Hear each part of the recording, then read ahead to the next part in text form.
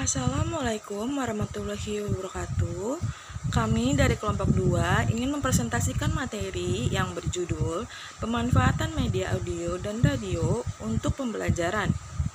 Dan saya, Fadila Nurrahma, selaku pemateri pertama, akan membacakan materi yang berjudul audio. Audio atau berkaitan dengan bunyi dapat disebut juga dengan audible, yang dapat didengar secara wajar oleh pendengaran manusia dengan daerah frekuensi 20-20.000 Hz. Di slide selanjutnya ada cara penggunaan audio. Yang pertama, pesan-pesan pendidikan atau pembelajaran direkam ke dalam kaset, PH, CD, DVD, MP3 atau WAV. Kemudian didengarkan kepada peserta didik dengan menggunakan alat pemutar kaset, PH, CD, DVD, MP3, dan WAV. Dan kemudian di slide selanjutnya ada perkembangan audio. Yang pertama, audio itu menggunakan mulut sang pendidik, kemudian didengarkan kepada para peserta didik. Kemudian seiring perkembangan zaman, setelah ditemukannya radio, kemudian para peserta didik dapat mendengarkan audio melalui radio. Di slide selanjutnya ada cara penggunaan radio. Yang pertama, pesan-pesan pendidikan atau pembelajaran disampaikan kepada peserta didik dengan menyiarkannya melalui stasiun pemancar radio. Kemudian, peserta didik menangkap pesan pendidikan atau pembelajaran dengan menggunakan pesawat radio, komputer, atau handphone. Sekian dari saya, kurang lebihnya mohon maaf. Dan materi selanjutnya akan dibacakan oleh Fadila Anissa. Pembelajaran via radio. Pemanfaatan radio digunakan untuk belajar para siswa, apalagi di masa pandemik ini, dengan menggunakan sistem pembelajaran daring. Selanjutnya, kelebihan media radio. Yang pertama yaitu sangat cocok untuk menyajikan materi yang berhubungan dengan suara atau bunyi. Yang kedua yaitu bersifat komunikatif. Yang ketiga, daya jangkaunya luas. Yang keempat, harga relatif murah dan telah dimiliki oleh hampir semua lapisan masyarakat. Dan yang terakhir adalah bisa dioperasikan dengan menggunakan batu baterai yang harganya relatif lebih terjangkau dan mudah didapat. Selanjutnya yaitu kelemahan media radio. Yang pertama yaitu media radio bersifat searah. Yang kedua, materi yang disampaikan berlangsung selintas. Selanjutnya, mengatasi kelemahan media radio.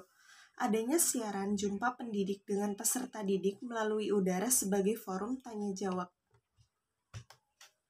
Yang selanjutnya, manfaat media audio dan radio sebagai media pembelajaran. Sangat membantu guru dalam melaksanakan tugas mengajarnya, terutama untuk guru yang mengajarkan mata pelajaran sejarah, PPKN, bahasa, sosiologi, seni musik atau suara, materi-materi tertentu seperti IPA, suara binatang, halilintar, suara gunung meletus, dan lain-lain. Kelebihan media audio. Sangat cocok untuk menyajikan materi yang berhubungan dengan suara atau bunyi. Ada juga kelebihannya yaitu peserta bisa memutar kaset berulang-ulang di mana saja dan kapan saja sampai memperoleh kejelasan tentang materi yang dipelajari. Adapun kelemahan media audio. Pertama, sebagaimana media radio, media audio juga bersifat searah. Sedangkan kegiatan pembelajaran yang baik haruslah bersifat dua arah. Mengatasi kelemahan audio bisa dengan cara materi hendaknya mampu memotivasi dan juga secara periodik perlu ada kesempatan untuk tatap muka dengan pendidik. Berbagai jenis penyimpanan file audio, ada piringan hitam, ada kaset, ada CD atau DVD, MP3 maupun audio digital.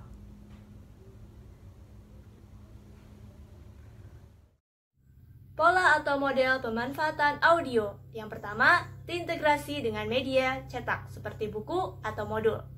Pada model ini, pemanfaatannya diintegrasikan dengan modul atau media cetak. Peserta didik dituntut untuk lebih sabar dan teliti.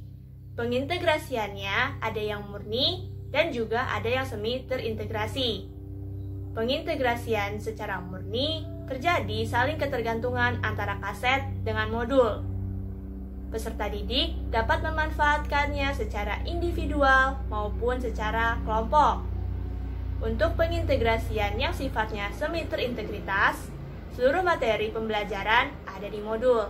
Nah, materi-materi tertentu yang perlu diperkuat melalui kaset audio dibuat rekamannya. Misalnya, cara membaca sebuah wacana, cara membaca puisi, suara sebuah nada, suara binatang, dan lain-lain. Yang kedua, terintegrasi dengan kegiatan pembelajaran di kelas. Pada model ini, pemanfaatannya langsung diintegrasikan dalam kegiatan pembelajaran di kelas. Materi-materi tertentu yang memerlukan bantuan media audio direkam dalam program audio. Praktik pemanfaatannya sepenuhnya diserahkan kepada guru. Dalam model ini, guru memiliki peran sentral. Di samping sebagai sumber belajar, guru sekaligus merangkap sebagai operator dan juga fasilitator.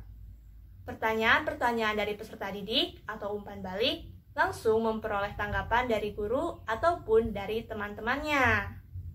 Yang ketiga, model interaktif. Pada model interaktif, peserta didik diajak berpartisipasi dalam kegiatan pembelajaran. Seolah-olah terjadi komunikasi dua arah antara pendidik dengan peserta didiknya. Ajakan untuk ikut berpartisipasi aktif, diajak menghitung, diajak menirukan menulis, menyimpulkan, lalu memberi jawaban singkat. Nah, umpan balik diberikan oleh media audio itu sendiri. Bisa dimanfaatkan secara individual ataupun secara berkelompok. Peran peserta didik sangat menonjol dalam model ini, sementara peran pendidik tidak terlalu sentral. Materi selanjutnya yaitu langkah-langkah pemanfaatan.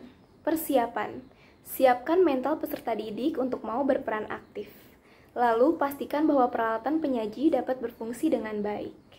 Dan jika memanfaatkan radio, pastikan bahwa jadwalnya sudah jelas termasuk topik yang akan dibahas. Dan jika memanfaatkan media audio, pastikan bahwa topik yang akan dibahas telah tersedia kasetnya. Lalu ruangan tersedia listrik dan telah diatur.